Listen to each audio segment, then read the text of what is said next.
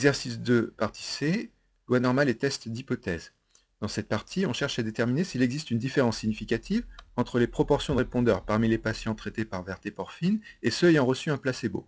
Pour cela, on partage la population en deux échantillons.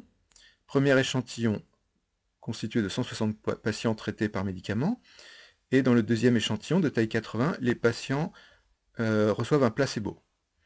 On va s'intéresser à grand D, la variable aléatoire, qui est la différence des fréquences de répondeurs dans les échantillons. Première étape du test, les hypothèses. D'abord l'hypothèse nulle, H0, je vous rappelle, ça doit toujours être une égalité, P1 égale à P2. Hypothèse alternative, H1, P1 différent de P2, il s'agit donc d'un test bilatéral. Seuil de signification du test, 5%.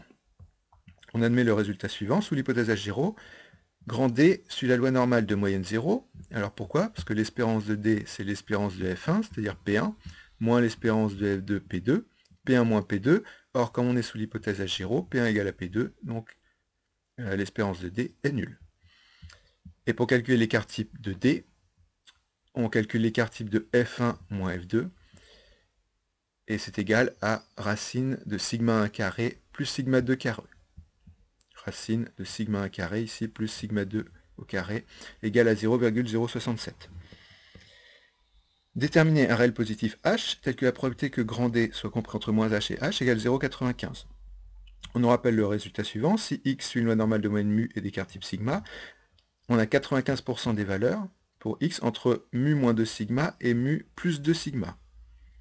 Ici mu vaut 0, on va donc prendre H égale à 2 sigma.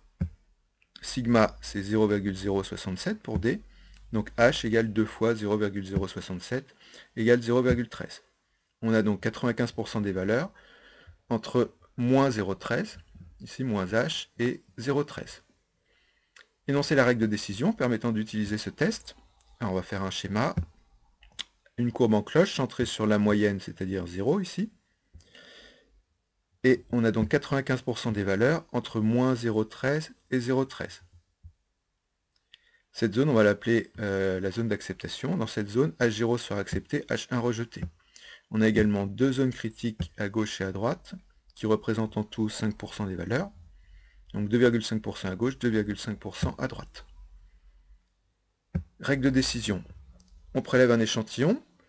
On va prélever deux échantillons. D'abord un premier échantillon de 160 patients traités par vertéporfine et un deuxième échantillon de 80 patients recevant un placebo.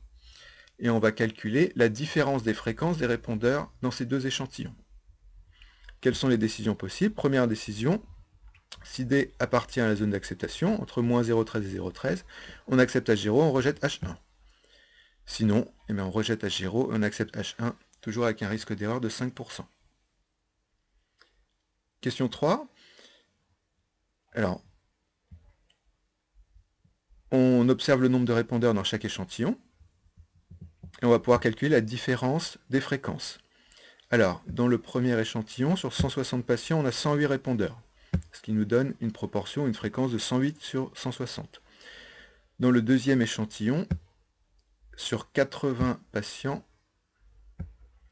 on a 36 répondeurs. Donc 36 sur 80, on effectue la différence, on trouve 0,225. On le place sur notre schéma, là ça va être très à droite, donc c'est supérieur à 0,13. Donc D n'appartient pas à l'intervalle moins 0,13, 0,13. D n'appartient pas à la zone d'acceptation. Donc on rejette H0